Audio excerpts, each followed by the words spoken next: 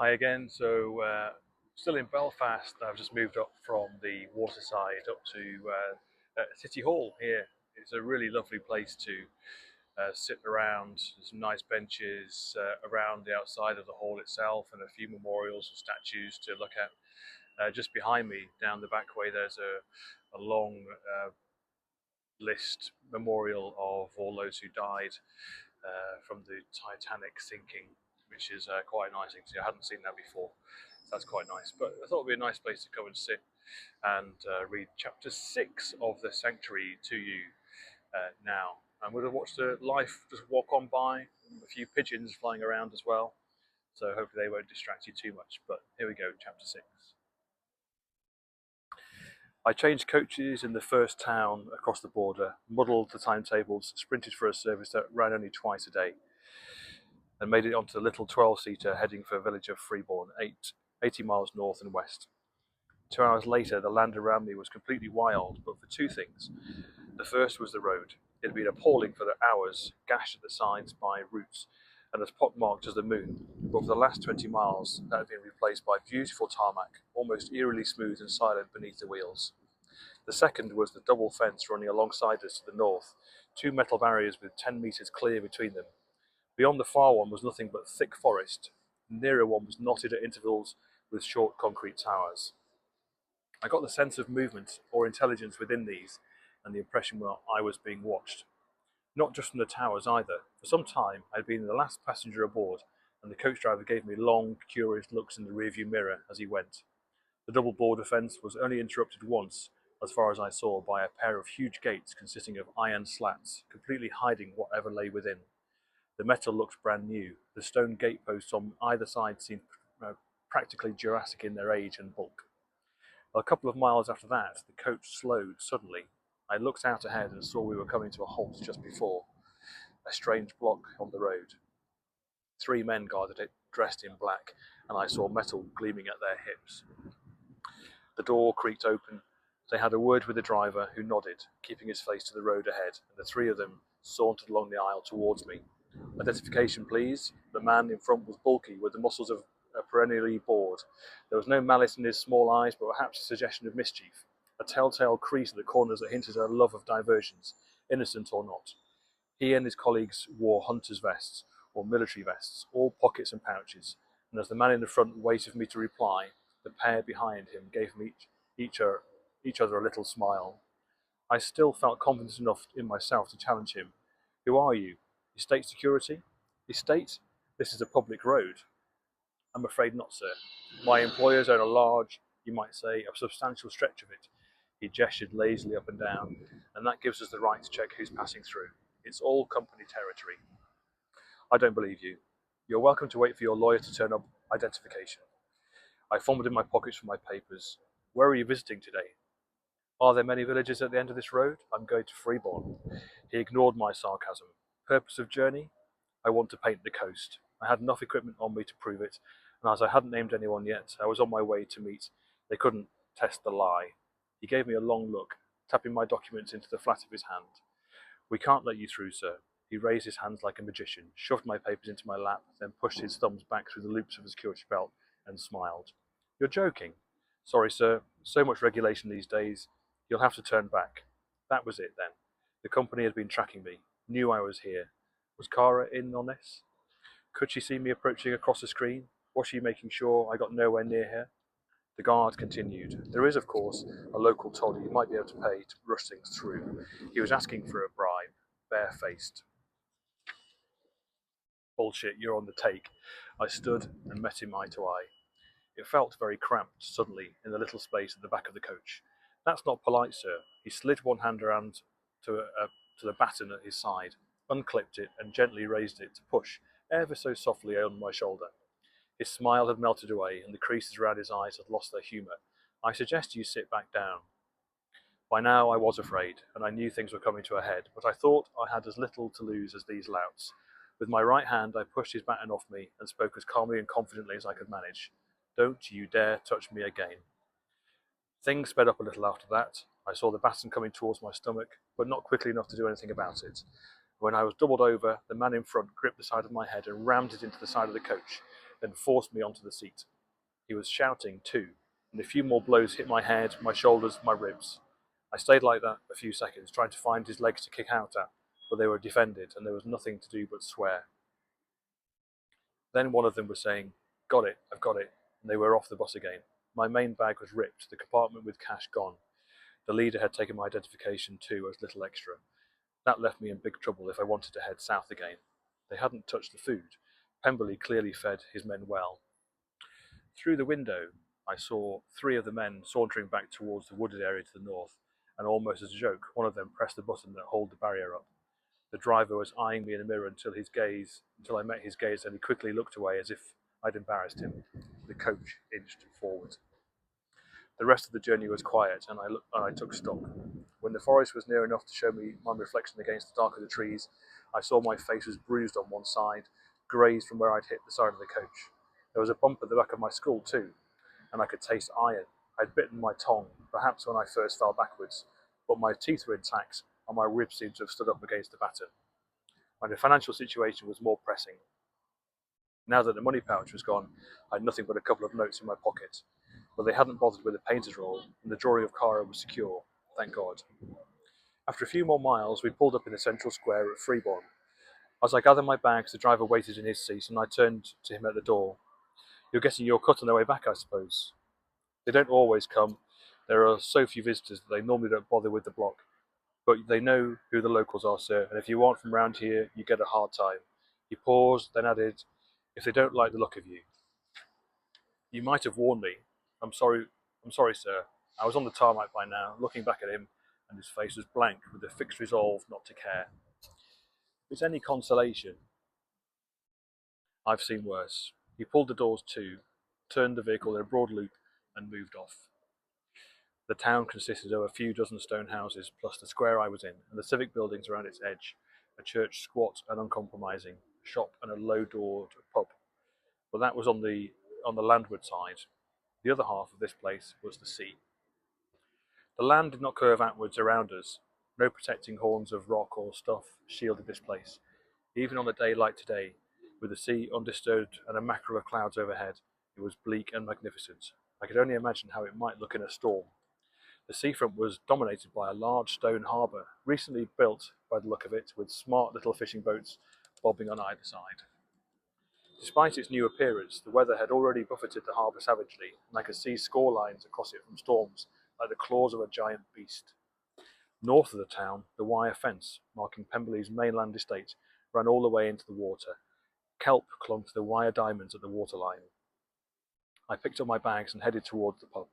The interior walls were smoke-marked, as if the place had been scorched by a fire and never refurbished, and the ceiling was low. More surprising still, the place was full, far too full, for an early afternoon on a weekday. The volume dropped as I entered, and several drinkers turned to look at me. I tried to keep my expression neutral. I've never enjoyed being the centre of attention, and looks as dishevelled as I didn't help. But I could not help noticing the faces of the townsfolk with professional delight. There were lines of guile, of mirth, of pride scored into them, yet each person I saw surveyed me with the unmoving hauteur of a house cat. I would have painted any of them for free. The place seemed unusually crowded, and I reasoned they were marking some occasion, not a festive one, by the look of things. The buzz of conversation had resumed by the time I reached the bar. The only patron at the counter itself was a shriveled old man in a dark suit who sat wordless, facing inwards. He hadn't turned at my entrance, and did not acknowledge me now. The barman was younger than his clientele, perhaps in his 50s. He wore a dark suit too, and a tie somberly pinned to his shirt. Behind him, in the gloom of the doorway, the pub's back rooms, was a small boy, I guessed the proprietor's son. He was too young to be wearing a suit, but was dressed in what must have been the darkest clothes available to him, a navy jumper and black jeans. He gave me a little smile and a timid gesture, not quite a wave. I waved back. He seemed to be the only child in town. I waited for the barman to finish filling 2 glasses with beer and send the boy out with them before I ordered a drink. As he poured it, I spoke. "Feels busy today. Awake?" I gave him one of my last 2 banknotes, then wiped my mouth with the back of my hand, and I was embarrassed to realise it had started bleeding again. He passed no comment on how I looked. "Sorry to hear that," I said. "Happens." He cast a look at the man at the end of the counter. "I can leave if you'd prefer, or if the family of the deceased would prefer." "And go where?" he snorted. No, you're fine here. Nobody will be bothered by a stranger. Good luck to have a stranger at a wake anyway. Old life leaves, new one arrives. You staying overnight? I don't know yet. Long way to come without plans for what you'll do when you get here. I mentioned Pemberley's name as casually as I could. Ah, yes, our benefactor. Popular man here. He's been invested a lot in this place, but for him, most of these people, he nodded around the room, would be in some home, being cheated and mistreated like enough. Nobody likes wealthy people interfering, but he paid for the harbour and he's the reason there's still enough for us to bring a catch in.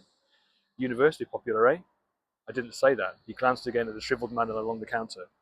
Why pay for your harbour? I believe so. We'd think well of him when scruffy young men came around asking stupid questions, and maybe tip him off about it too. He looked at me pointedly. I take it you have no actual business in the estate. Why do you say that? You would have gone there. Not like there isn't a proper entrance. I do have business there. I'm going to see somebody. And they know you're coming, do they? He smiled, and I felt I'd been trapped into the lie. I was hoping to surprise them. I wish you luck in that. I felt stupid asking my next question, but I couldn't see any other way of learning what I needed to know. Is there anywhere here I could hire a boat? He shook his head. Fishing boats don't go within 10 miles of the island as a courtesy, so no, I'd say you're out of luck. He paused, then continued rather louder. And if you want a bit of sensible advice, you'll drop whatever idea is and talk to the men on the gates at the mainland estate. He glanced yet again at the man on my right. They're reasonable people. Then he turned and walked into the gloomy passage beyond the bar. So that was it. I could go from house to house asking people how near the island they could take me, but the very idea was already sending notification or mortification creeping across my scalp. I'd wasted 2 days of travel and not thought of what I would do once I was here.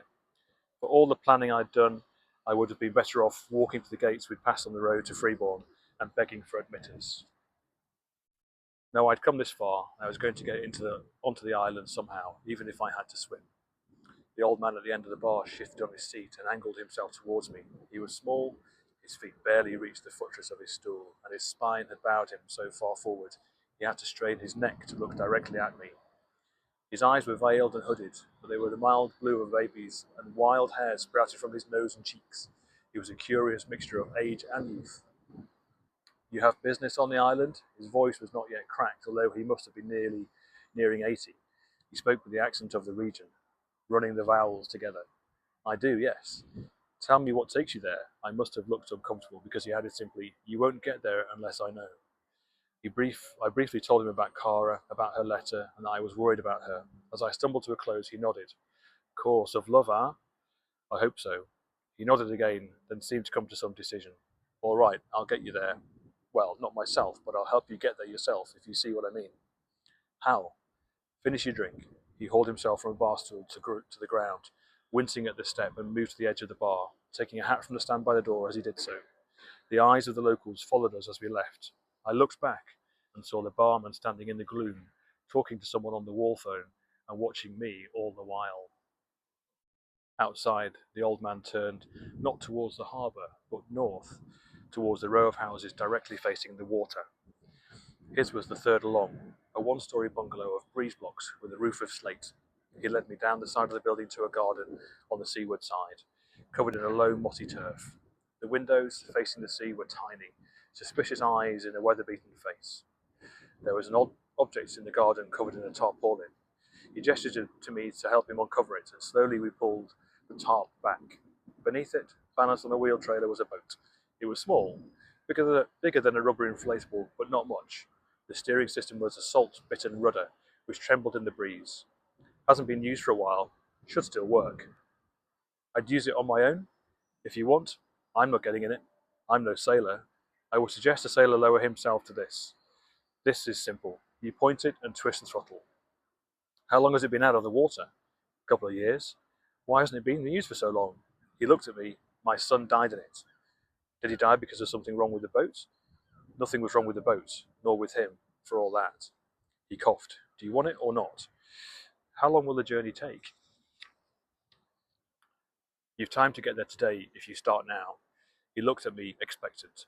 The thought of spending a night in this place, perhaps in the rooms above the bar, if they would let me stay on credit or sheltering from the wind in the lee of the church, did not appeal. If I was still here tomorrow morning, I might well abandon the attempt and go home. I thought of my flat in the city, of living there by myself, eking out money between commissions. Then I thought of Kara so close to me across that calm water and grew determined once more. I looked back at him and nodded.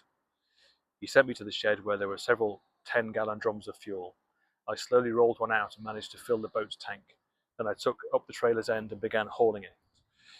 We moved back to the empty village past the inn. The wind pushed us as we moved, and the boy in the bar watched from its window. After 30 agonizing minutes, I got the trailer to the water. I was sweating with the weight.